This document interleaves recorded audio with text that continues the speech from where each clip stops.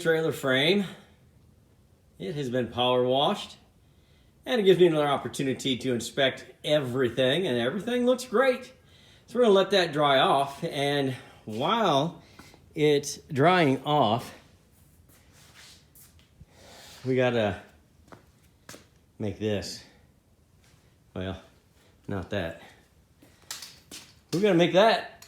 So I've got 3 sheets of this that I've got to cut down to 82, because it's 82 inches from there to here. So I'm gonna cut all 3 of them here. I'll get them laid out, and then I went to the big box store and got some 12-foot tall 2x4s. So we're gonna make this while this is drying, and then before we put this back on there, hopefully we get it undercoated so I don't have to crawl underneath it anymore. That's our goal.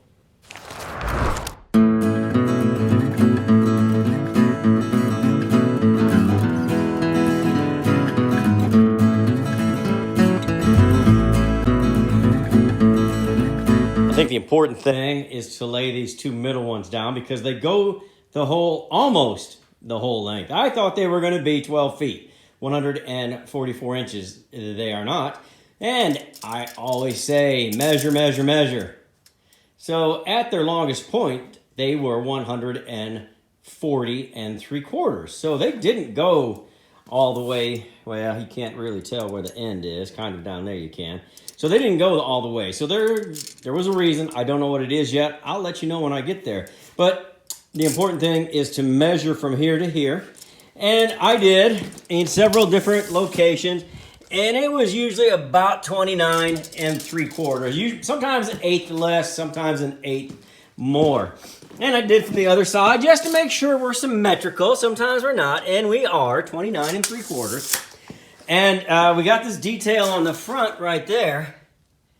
If you'd like to know if that is first and foremost on your mind, it's 27.5. 27.5 degrees, not percent. Got one from over there, one there. And so I've got to go in from this edge. I've got my mark right there, and that'll be the inside measurement, and I will get it down there too. But this one comes right up to the edge here, and the same with this one. It's going to come right up to the edge. And I'm going to double check those measurements, get them set on both ends, and I'll probably put a pretty good size screw at least in each end of each board, well, of each piece of plywood, just to hold it. And then I'll come over here, cut out our wheel well openings, and then I will frame around that. And once I get that done, we're not far off. I'll show you what I'm going to do.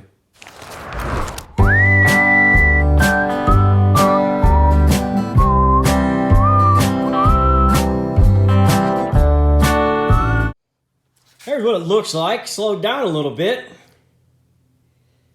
Very simple so far. We're carrying that 27.5 degree cut.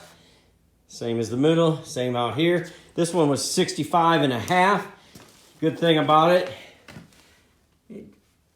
covers that joint right there. Comes up even with the wheel well at 65.5.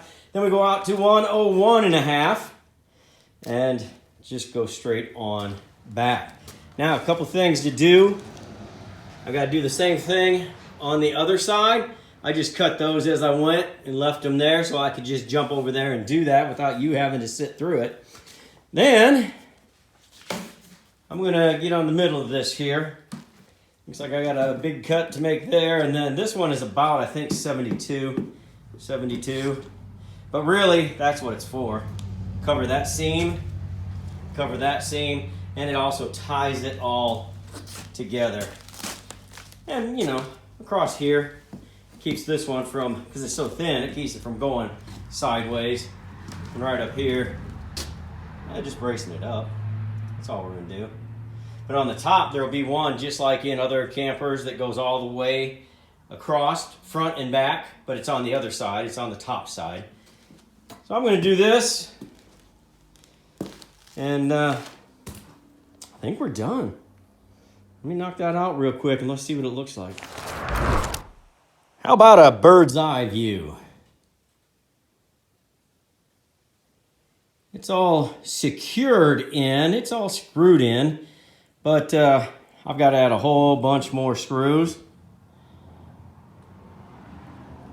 when I flip it over. There's enough on it to keep it together and look good while it's turned over. So obviously this is the bottom. Those rails are going to sit all the way through on the outriggers. Those will sit on the outriggers.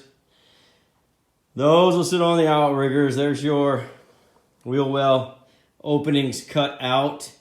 And in between,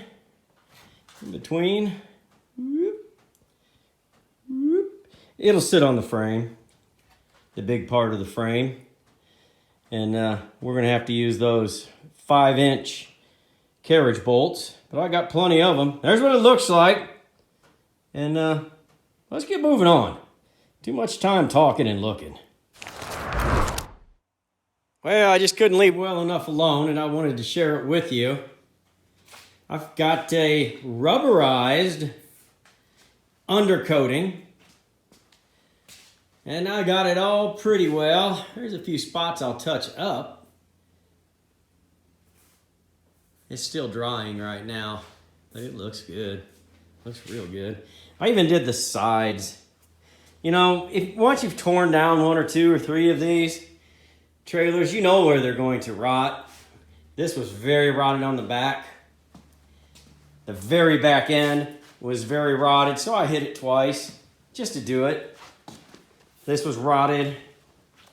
These front were rotted. So it just makes sense to go ahead and just hit it one more time. That's what I did. Just wanted it to have a fighting chance. I'll wait till this dries and I'll hit those spots that are a little bit bare. And we'll get back on it.